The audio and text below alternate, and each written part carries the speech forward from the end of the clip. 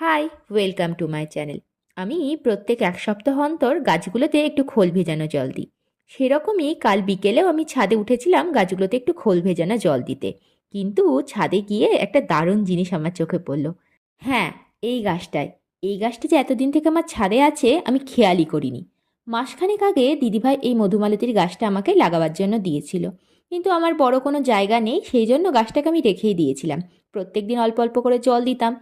কিন্তু সেখানে যে এত সুন্দর একটা গাছ হয়েছে আমি সত্যিই খেয়াল করিনি। কিন্তু এখন যখন খেয়াল করেছি গাছটাকে তো এবার লাগাতে হবে। একটা ছোট্ট গ্রো ব্যাগে কিছুটা মাটি নিয়ে গাছটাকে এই গ্রো ব্যাগের ভিতর ভালো করে বসিয়ে নিয়েছি। গাছটা যখন কিছুদিন পর একটু বড় হবে তখন আমি কোনো বড় পটে এটাকে রিপোর্ট করব। এই গাছটার একটা খুব সুন্দর বৈশিষ্ট্য আছে। এর পাতাতেই অনেক ছোট ছোট গাছ বেরোয়। তোমাদের জন্য এই গাছটার একটা ছবিও দিয়ে দিলাম। এখন তাহলে আসি, দেখা হবে অন্য কোনো একটা ব্লগে। টাটা।